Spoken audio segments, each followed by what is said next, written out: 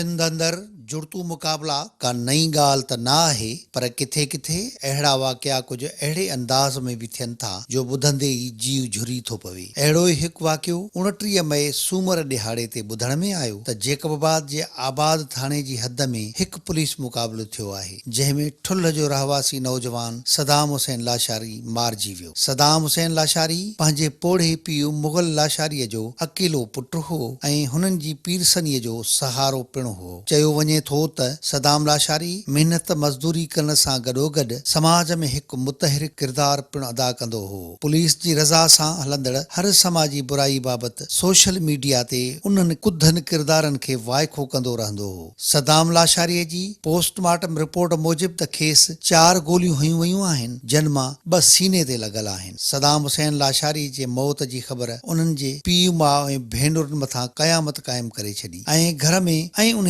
तर में ॼण बिजली बणिजी कड़की पई, सॼो तर ॾुखारो थी वियो। उन सिलसिले में JWC जेकबाबाद जो वफ़द उन ॾुखोयल ख़ानदान सां ॾुख वंडण लाइ तॾे ते पहुतो जिते ॾुख जा पहाड़ किरियल नज़र आया। उन ॾुखोयल ख़ानदान जे फर्दनि जो चवणु हो त साईं हितां खणी विया घर खां वञी होटल ते विहायूं, वेठो वञी सूबेदार हुतां आयो, अगल हिनखे ॾिसी घुमी वियो, पोइ मोटी आयो, चई केरु आहे? मां लाशारी आहियां। छा नालो अथई? सदाम नालो आहे।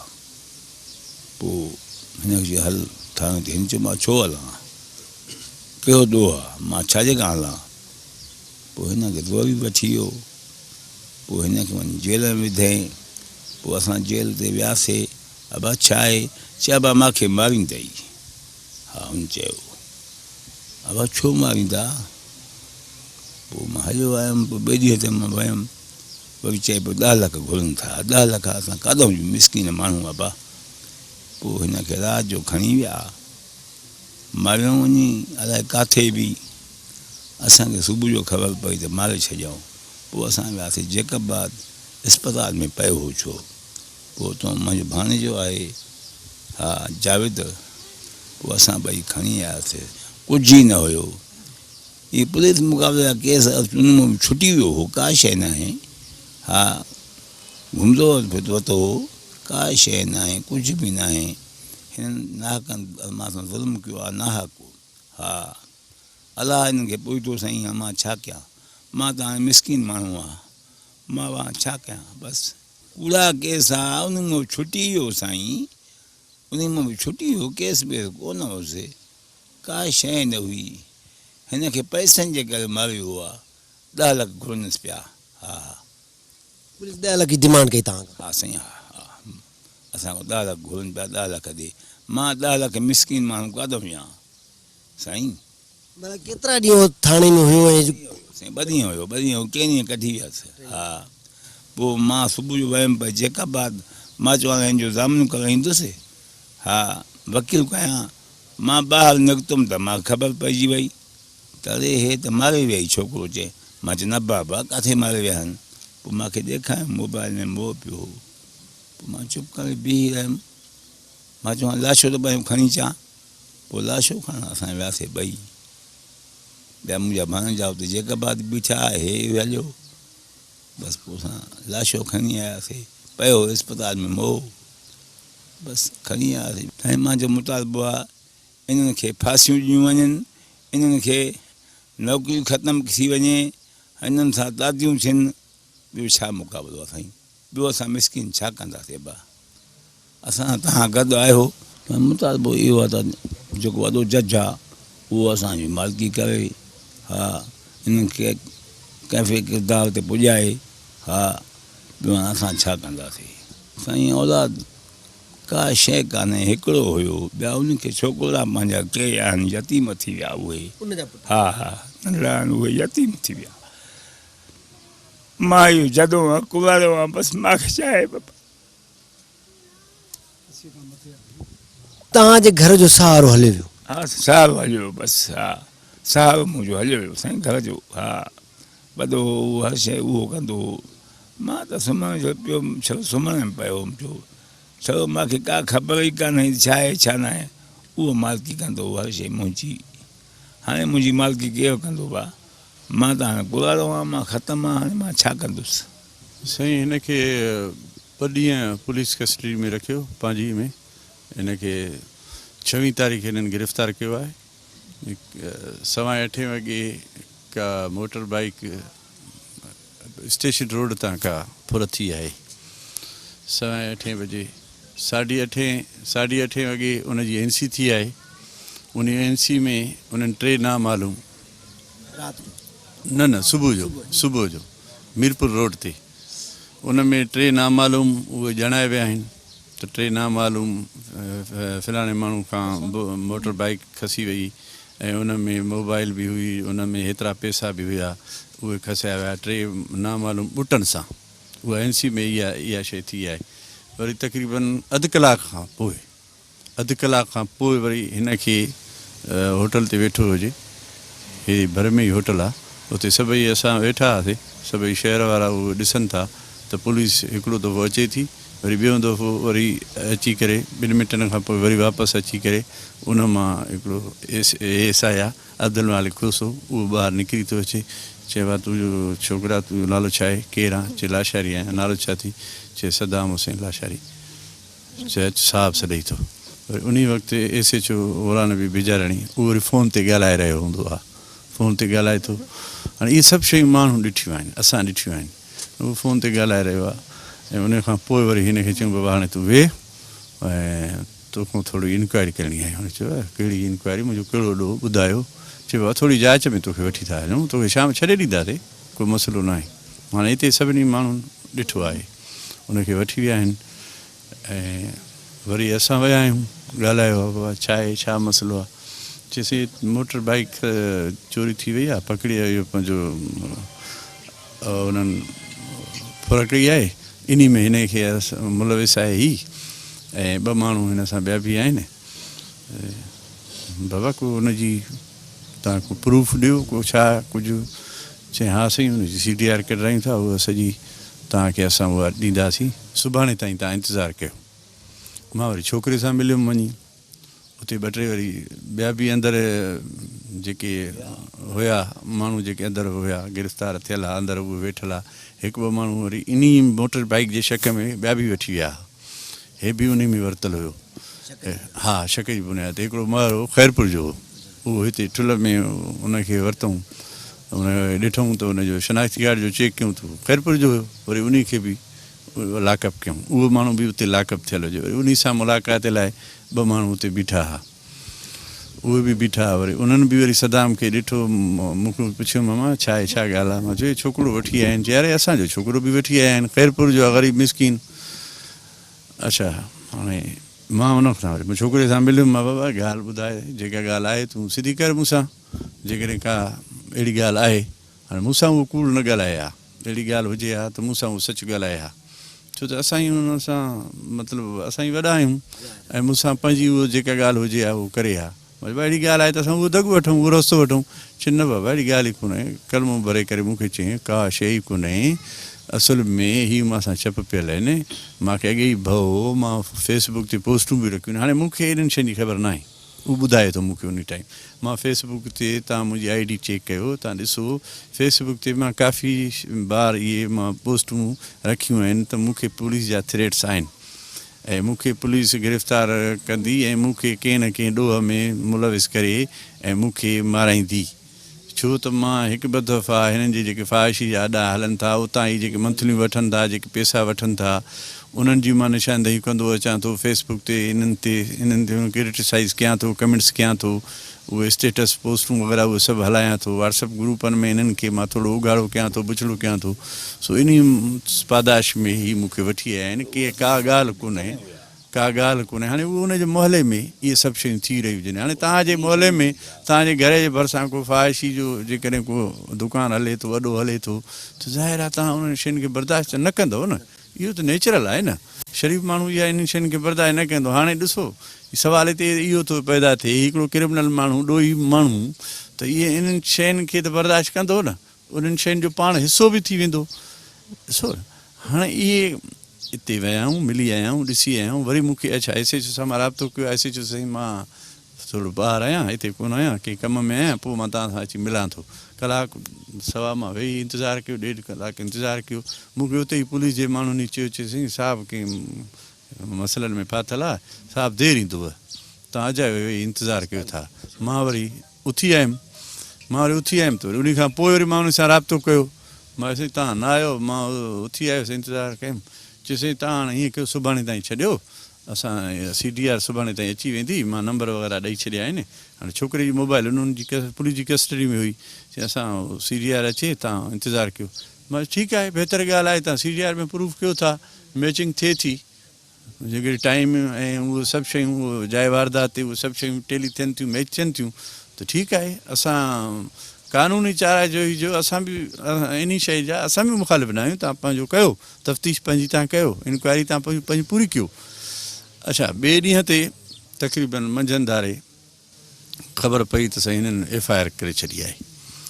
वरी पोइ उहा FIR जी कापी असां हथु करे वरितीसीं। उन में सदाम हुसैन लाशारी खे जेको आहे उन में ॼाणाइनि था त ॿिनि माण्हुनि खे बुट आहे, सदाम हुसैन लाशारी खे बुट कोन्हे, उहो पंहिंजो हिन में मुलविस आहे ऐं उनखे सुञातो वियो, ॾिठो वियो। इहे सभु शयूं वरी उन में वरी पोइ उनखे ॼाणाइनि था। NC में नथा ॼाणाइनि, वरी पोइ उन में वरी FIR में ॼाणाइनि था। वरी राब्तो कयोसीं, बाबा हाणे तव्हां CDR चओ पिया अची वेंदी, हाणे तव्हां उन खां ई अॻु में वरी FIR करे छॾी, तव्हां लॉन्च करे छॾी, CDR ॾियो भला किथे आहे। चयोसीं उहा तव्हांखे ॾींदासीं, ईअं करे लवाए। अच्छा, वरी हेॾो होॾो जूं ॻाल्हियूं ॿियों टियों, साईं फिलाण थियो, टीर मटीर थियो, साईं SP साहिबु कावड़ियल आहे, हिते राजा न थिया आहिनि। काफ़ी दोस्त मूंसां गॾु वेठा हुआ, हाणे हे वेठो आहे ॻाल्हाए थो। साईं तव्हां जेका ॻाल्हि आहे सिधी कयो, जेको तव्हां आहे तलब आहे, मुतालबो आहे, तव्हां ॻाल्हि कयो जेका ॻाल्हि आहे। भई हाणे छोकिरे खे तव्हां नाहक हरू भरू तव्हां हुन में अड़ायो था, रखी वेठा आहियो। चई साईं 10 लख असांखे चया विया आहिनि, हाणे तव्हां थोरो हेठि मथे करे जेकॾहिं अचो ठहो था त पोइ मां साहिब सां ॻाल्हायां, मथे SSP साहिब सां, छोकिरो तव्हांखे असां हा SHO तव्हांखे छोकिरो मां बादियाब कराए ॾियां। पर हिते वरी कंहिं दोस्त वरी उन खे वरी ॿांह खां वरितईं, चयो कार में वठी वियो, उनखे वरी वियाईं, उन सां ॻाल्हाए करे वरी उनखे नियापो ॾिनई, चयो बाबा हिननि सां ॻाल्हाए, छोकिरो हिन जो फुल फ्राई थी वेंदो जेकॾहिं हीअ 10 लख न ॾींदा त। ॾिसो हाणे सवाल हिते उभिरे इहो थो, तव्हां हुनखे पुलिस मुक़ाबले में ॿिए तरफ़ वरी ॼाणायो था, सॼी दुनिया खे ॿुधायो था। हाणे SSP साहिबु ऐं पंहिंजे ग्रुप्स में या हुन पोस्ट में इहे रखे थो त हीअ वॾो ॾोहियो जंहिंखे असां पुलिस मुक़ाबले में मारियो आहे। तव्हां पुलिस मुक़ाबले में जो मारियो आहे त तव्हां 10 लख पोइ कंहिंखां था तलब कयो, तव्हां 10 लख कंहिंखां था घुरो, पोइ छो था घुरो? जॾहिं ॾोहारी आहे, फ़रार थियल आहे, पुलिस मुक़ाबले में वरी ॿिए ॾींहं ते वरी तव्हां हुनखे मारियो था, इहे सुवाल उभरनि था। ऐं असां हिते मुतालबो था कयूं, असां चीफ जस्टिस सिंध जे चीफ जस्टिस अहमद अली शेख साहिब खां मुतालबो था कयूं त तव्हांजी निगरानी में जुडिशरी क़ाइमु थिए, असांखे पुलिस ते IG साहिबु जेकॾहिं चवे थो त मां inquiry team senior police officer जी मां इंक्वायरी टीम मुक़ररु कयां थो। साईं असांजे पंहिंजो मरकज़ी अॻुवान आहे असांजो सिंध तरक़ी पसंद पार्टी जो जाम अब्दुल फताह समेजो साहिबु, उनखे उन साईं टेस्ट कयो आहे IG साहिबु त साईं सीनियर पुलिस ऑफिसरनि ते मुश्तमिल असां हिकिड़ी इंक्वायरी टीम क़ाइमु कयूं था। सो असांखे एॾी पुलिस जे त असां भरोसो करे नथा सघूं, छो त असां त चऊं था त मारियो ई पुलिस आहे। SSP जे हुकुम खां सवाइ न FIR लॉन्च थींदी आहे, SSP जे हुकुम खां सवाइ न को हाफ फ्राई थींदो आहे न फुल फ्राई थींदो आहे। इहो त SHO त करे ई नथो सघे, SHO खे त इहो SP जो ई हुकुम थी सघे। सो असां चऊं था त इहा जुडिशरी क़ाइमु थिए, उहा ई इंक्वायरी करे अछो सभु शइ जेको आहे त परे पधरी पट थी पवंदी। घणो यादि अचे थो, घणो इंतिहाई यादि अचे थो, ज़्यादा यादि अचे थो, मिंट में सेकेंड में यादि अचे थो। ईंदो भेनरुनि सां सेल्फी कढूं, हीअं कयूं, अॼु तूं आई आहे मुंडे घुमणु, तुंहिंजे लाइ छा वठी अचां, मां बिस्किट वठी अचां, तुंहिंजे लाइ कोल्ड ड्रिंक वठी अचां, छा खाईंदी आहे, वरी मूंखे चिड़ाए, वरी मुंहिंजे अॻियां ताड़ियूं वॼाए। इहे ॻाल्हियूं हाणे केरु कंदो असां सां? 2 भेनरुनि जो हिकिड़ो भाउ उहो बि वियो, हाणे त असां अकेला आहियूं न। असांजो जेको पढ़ो पीउ आहे उन हाणे लठ खणी छॾी आहे, उहो घुमी बि नथो सघे, उनजी चेल भॼी पई आहे, उहो वेही रोए थो। असां सां ज़ुल्म करे छॾियो अथनि अदा। इहो SSP जेकाबाद, इहो SHO, ठुल पुलिस, गुला नबी, इन्हनि असां सां ज़ुल्म करे छॾियो आहे। केतिरनि जा मां नाला खणा, असां केतिरो नालो खणूं उन्हनि जो। हिन वक़्त ताईं कुझु बि न थियो आहे, कुझु बि न। उन्हनि बि चयो आहे त तव्हां सां गॾु आहियूं, मुंहिंजूं अमड़ियूं आहियो, भेनरियूं आहियो, तव्हां सां गॾु आहियूं, सभिनी चयो आहे। थोरी तसली बि मिली, रहूं बि पिया, थोरी ख़ुशी बि थी। 4 ॾींहं मुंहिंजे भाउ खे हर वक़्तु मानी बि वेंदी, मुंहिंजे भाउ लाइ खीर बि वेंदो, छो जो खीर हुनखे ॾाढो वणंदो, खीर मानी हुनजे लाइ हर शइ असां मोकिलींदा हुआसीं। चांहि बि भाउ लाइ करे मोकिलींदा हुआसीं। वेठो हूंदो, चुप करे वेठो हूंदो, हुनखे मार बि न ॾिनी आहिनि।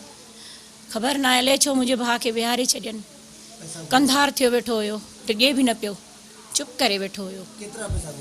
10 लख रुपया न असां वटि न हुया एतिरा पैसा, पर असां कठा कयूं आहे। असांखे मोहलत ॾियो आहे तव्हां, असांखे मोहलत ॾियो आहे त असां तव्हांखे पैसा बि ॾियूं आहे। असां घर पंहिंजो नीलाम कयूं आहे, असां काॾां बि करे भेनरियूं आणियूं आहे पैसा, जाॾां बि पोइ असां आणियूं आहे, पर उन्हनि असांखे मोहलत बि न ॾिनी। उन्हनि खे अलाए छा मुंहिंजे भाउ ते एॾी कावड़ हुई, उन्हनि खे बसि हिनखे मारणो हुयो। इहे पैसनि जी डिमांड ईअं हुई, ख़ाली डिमांड हुई पैसनि जी। असां भेनरियूं त हली वेंदियूंसीं, मां त हली वेंदसि। हीअ मुंहिंजी भेण मुंहिंजे भाउ सां गॾु रहंदी, हीअ असांजी वॾी भेण आहे। असां 2 भेनरियूं आहियूं। मूंखां मुंहिंजो भाउ नंढो हुयो। उहो कातिल सरेआम घुमनि था, असांजे ई शहर में घुमनि था, असांजे साम्हूं ई घुमनि था, ख़ुशि थी ॾेखारनि था असांखे। उन्हनि खे यानी कुझु बि न थियो आहे। असां एॾा हो आहियूं, बाठा आहियूं जो असांखे केरु बि हथु न लाहींदो। हा, असां पैसे वारा आहियूं, असां निकिरी वेंदासीं पैसा ॾेई बि, ताक़तवर आहियूं, असांखे इहा टेंशन आहे, उहे निकिरी वेंदा। हा, पकड़ में ईंदा बि निकिरी, पर न उन्हनि खे हथु कड़ियूं ऐं फांसी लॻे बसि, पोइ हीअ दिलि ख़ुशि थींदी, रोईंदी बि दिलि ख़ुशि बि थींदी। हर वक्त मिंट में रात जो असांखे छिरक था अचनि भेनरनि खे। कहिड़े पल बि सदाम तूं दर मां दाख़िल थींदे, अब्बा मुंहिंजा, पापा मुंहिंजो राणो हर वक़्तु मूंसां गॾु हूंदो मुंहिंजे सीने सां। हुनजा नंढड़ा ॿारड़ा आहिनि, मुज़म्मिल मलार ज़ैन, उन्हनि जी आह पवंदी उन्हनि खे। मुंहिंजे मुज़म्मिल जी मलार जी आह पवंदी, मुंहिंजी वजिया जी आह पवंदी उन्हनि खे। मासूम हुयो, मां नंढे लाइ हुनजी शादी कराए छॾी। हिकिड़ो हुयो इकलौतो, बिल्कुलु बि न था जुड़तो केस, इहे झूठी अटका जा केस हुयसि। मतिलबु उन्हनि हथ जा हितां मन वठी वेंदा हुया, ईअं खणी वञनि चई जांच करे तोखे छॾियूं था। जीअं उन ॾींहुं खणी विया आहिनि, जांच करे होटल ते वेंदो, हिन जो टाइम हूंदो सुबुह जो 9 बजे नाश्तो करे उथी सुबुह जो निकितो आहे, तयार थी निकितो हलियो वियो। ईअं एॾी साम्हूं होटल आहे, बाईपास थी वञी, हिन जो बसि उन होटल ते सुबुह शाम में चांहि पींदो, बसि उते वेंदो। कंहिं मतिलबु उन्हनि खे ॿुधायो हूंदो सदाम हिन टाइम हिते ईंदो आहे। बसि इहे SHO आयो, इहो SI अब्दुल मालिक कोसो, इहे आया, हिनखे खणी विया हुतां कार में। पोइ 4 ॾींहं पंहिंजे हिन में रखियनि, लक में वेहारियूं वेठा हुयसि। वरी केस बि दाख़िल कयनि। वरी असांखे दिलि जाए थी, मूंखे भेण खे, बाबा खे, मुंहिंजी भेण न हुई घर में। असां चयोसीं मां जल्दी में सदाम चयो, मां अबा मुंहिंजो मां के ज़ामिन थी कराए वठां। हा, राति जो चौथे ॾींहं ते राति जो शाम जो 8 बजे मुंहिंजे कज़न ॾे फ़ोन आयो। मुंहिंजा कज़न आहिनि, उहे लॻा पिया परेशान, उन्हनि सां ॻाल्हाइनि पिया, SHO साहिब सां ॻाल्हाइनि पिया। पोइ उन्हनि खे चई तव्हां असांखे पैसा ॾियो 10 लख रुपया। पोइ कुझु सोचींदासीं सदाम जे लाइ।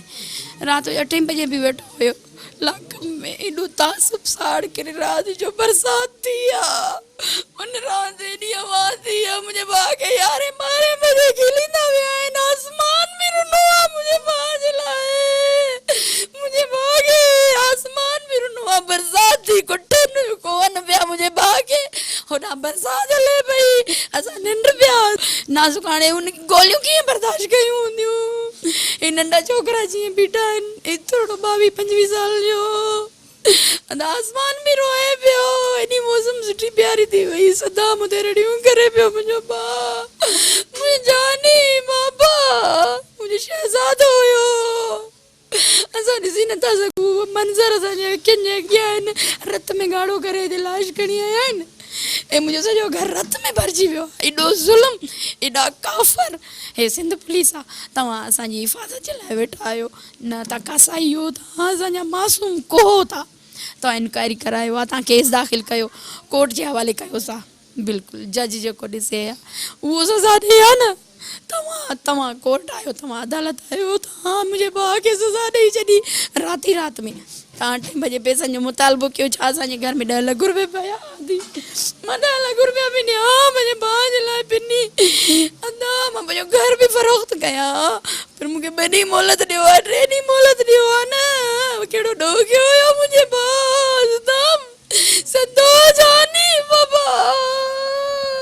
असां सदाम न चवंदा हुआसीं, घर में कोटींदा हुआसीं सदो बाबा जानी, सदो जानी।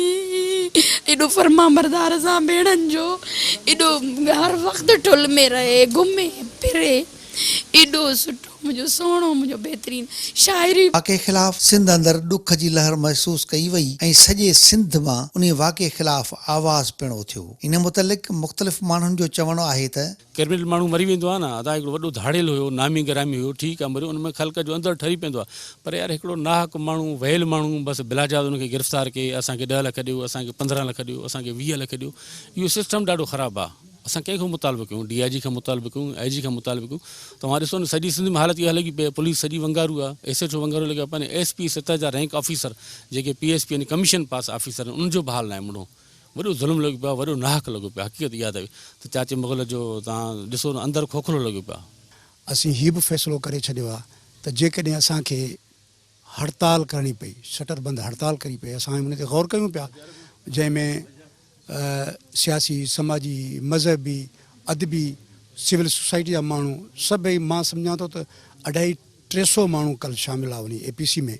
उन्हनि गॾिजी इहो फ़ैसिलो कयो आहे त असांखे कहिड़े बि हद ताईं वञिणो पियो, असीं हीउ नाहक क़त्ल आहे न सही, जेकॾहिं पुलिस जो कमु आहे गिरफ़्तार करणु, जेकॾहिं हू ॾोही बि हो, पुलिस गिरफ़्तार कयो, हुन ते केस लाया। इहो कमु कोर्टनि जो आहे त हुनखे छा सज़ा ॾियनि थियूं, ॾोही आहे या बेॾोही आहे। इहो कमु अदालत जो आहे त हीअ त सिधो पुलिस दहशतगर्दी आहे न, पुलिस गर्दी आहे त हिकिड़े माण्हू खे तव्हां, असांजा वॾा चवंदा त माना हीअ अमानत आहे, उन्हनि वटि अमानत हुयो, हू पाण मञनि था, ऐं पाण वटि रखी करे उनखे मारे करे वरी ॼाणाइनि था, ऐं आहे लाकअप ठुल में, वरी हुनखे चंड शाख जेका आहे सो उहो तव्हां पाण ॾिसो आबाद थाणे जी हद आहे। त हीअ इन ई मां ज़ाहिर आहे। ऐं उन खां पोइ इहो अफ़सोस सां चवणो थो पवे त SSP साहिबु जेको बाबर हुनखे चवनि पंहिंजो ज़िले जो, उन हिन वक़्त ताईं उन्हनि खे हिकिड़ी फ़ोन बि उनजे वारसनि खे न कई आहे त बाबा पुलिस खां जेकॾहिं थियो आहे या पुलिस कहिड़े क़िस्म जो कयो आहे, उन्हनि जेको दुआ जे लाइ बि न आया आहिनि। ऐं IG साहिबु कल्ह तव्हां ॾिठो त घोटकी में उहो चवे थो त इंक्वायरी कराई वेंदी। इंक्वायरी असां कहिड़ी इंक्वायरी ते यकीन रखंदासीं?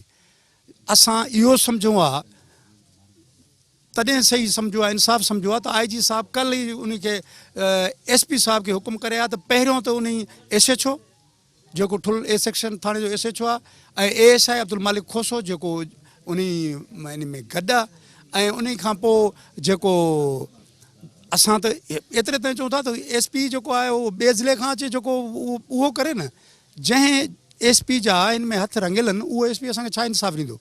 उन जे करे असां कल्ह ऑल पार्टीज़ में बि इन ई नतीजे ते पहुतासीं त असांखे अदालती कार्रवाई खां सवाइ असां कंहिं बि शइ ते यकीन नथा रखूं। उन जे करे असां इहो मुतालबो कयोसीं कल्ह बि त जेको डिस्ट्रिक्ट सेशन जज आहे, उन ई जे हुकुम मुताबिक़ 3 मैजिस्ट्रेटनि ते इहा जेका आहे मुश्तमिल इंक्वायरी कमेटी जोड़ी वञे, जेका उनजो फ़ैसिलो करे, ऐं पोइ असांखे यकीन आहे। इस अफसोसनाक वाक़े के ऊपर जितना भी रंजो गम का जो आलम है, उसके ऊपर जिस फैमिली के साथ ये हुआ है वो ये सान्या बर्दाश्त करने के काबिल नहीं है। एक बाप का इकलौता सहारा जो है उसे छीन लिया गया है। ये जुल्म है, ये सान्या है और ये इंसानी अलमिया है। मेरे ख़्याल में पिछले एक लंबे अरसे से सिंध के अंदर इस तरह के बहुत सारे वाक़यात हो रहे हैं। सिंध की इंतज़ामिया और सिंध के हुक्मरान अवाम के पहले दिन से दुश्मन हैं। इस बात को आज समझ आना चाहिए। वो जो कहते हैं कि मरसूं मरसूं सिंध न देसूं, वो हारियन मारसूं, मजदूरन मारसूं, न्यानियन मारसूं, बच्चों को मारसूं, ये है उनका पैगाम, ये है उनकी हुक्मरानी। पूरे सिंध के अंदर एक हू का आलम है, इंसानियत तड़प रही है, कोई किसी के साथ बात करने के लिए तैयार नहीं है। सिंध के हारी की ज़िंदगी, इस बाप की ज़िंदगी कौन वारस है? क्या रियासत वारस बनेगी?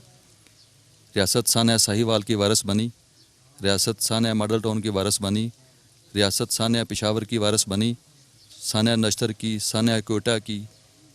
क्या हो रहा है इस मुल्क में? हुक्मरान अवाम दुश्मन है और इंतज़ामिया भी अवाम दुश्मन है।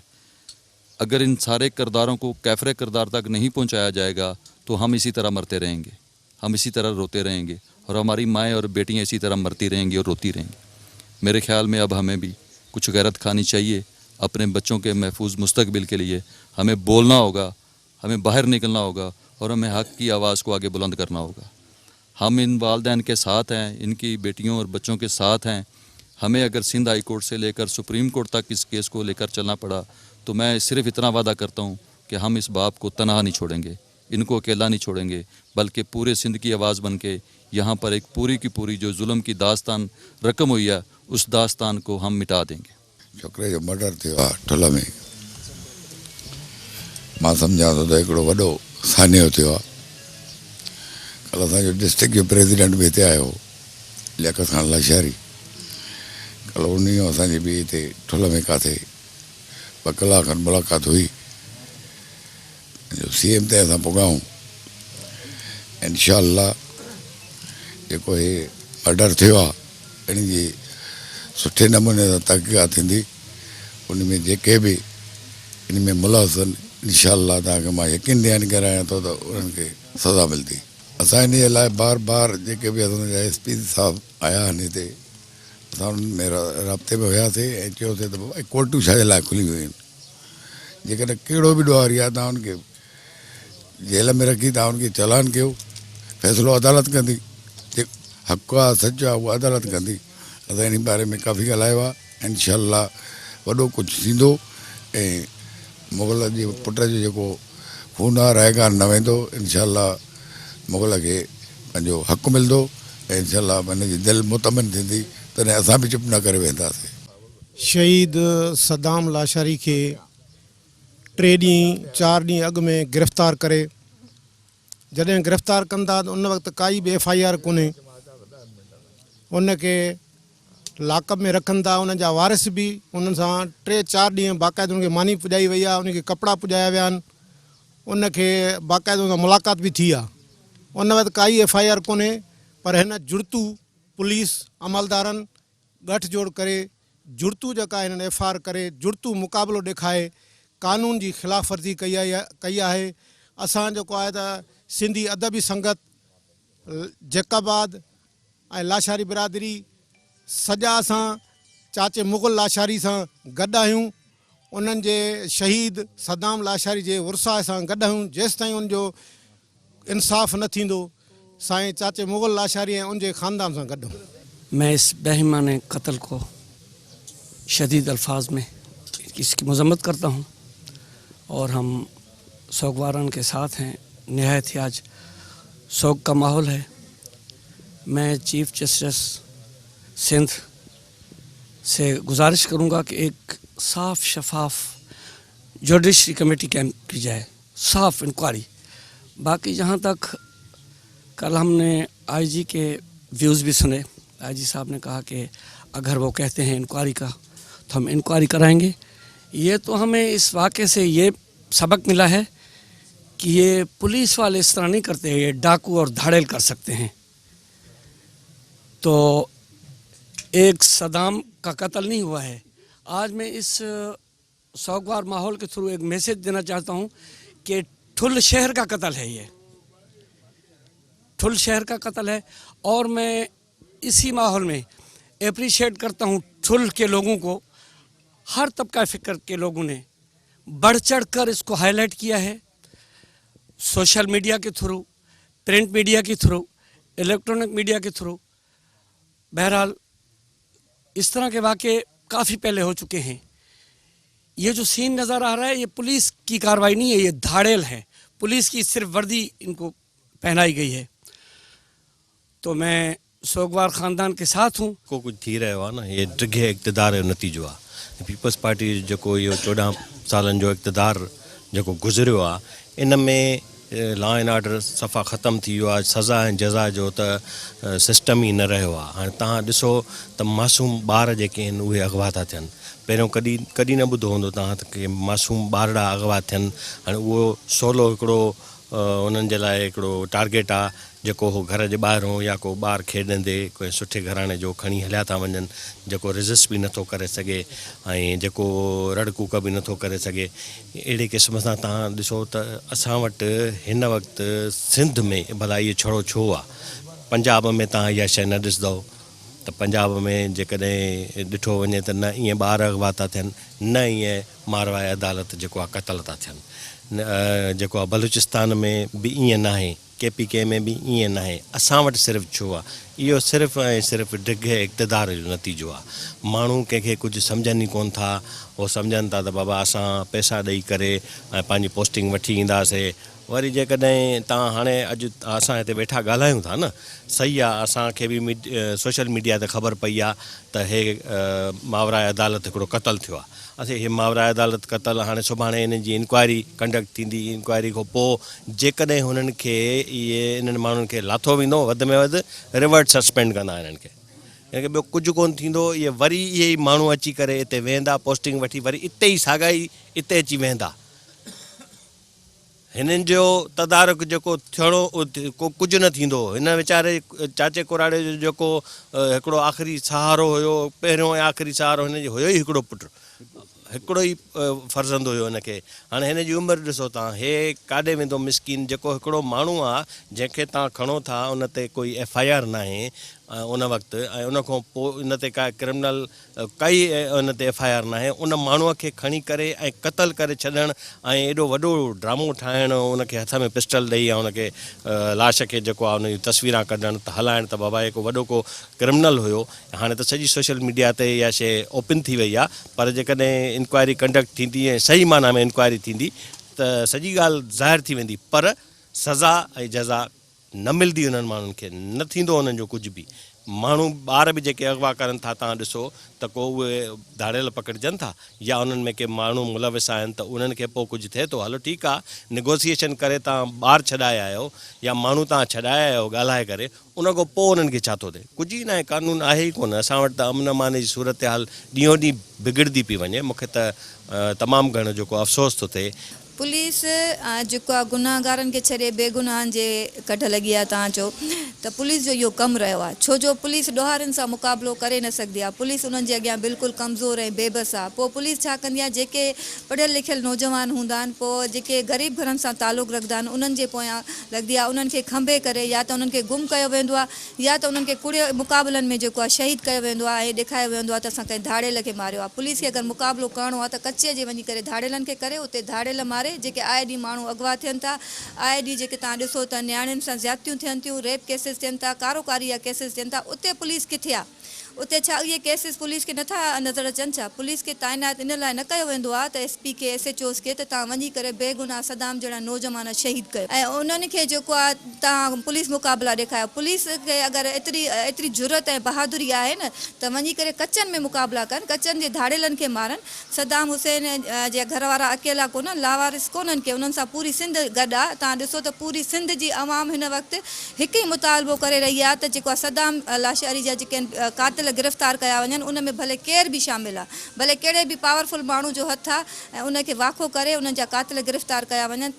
अजमल सावंत जो रिसेंटली वाक़ियो पूरी सिंध सर पिया एतिजाज हुई, हर माण्हू रोए पियो त अजमल सावंत जा कातिल गिरफ़्तार थियनि। उन जा कातिल अञा गिरफ़्तार थिया ई न आहिनि त पुलिस वरी ॿियो कारनामो सर अंजाम ॾिनो, बेगुनाह जेको आहे सदाम खे शहीद करे ऐं पुलिस मुक़ाबिलो ॾेखारियो। वरी हाणे जेका लिस्ट असांखे मिली आहे त उनखे अलाए केतिरनि केसनि में घुरबल आहे। सदाम अगरि एतिरो ई ॾोहारी हुयो त ठुल शहर में रहे पियो, घुमे पियो नौजवान, उनखे हाणे उन वटां एॾा केस ॾेखारे विया आहिनि त पहिरियां उहा पुलिस किथे हुई?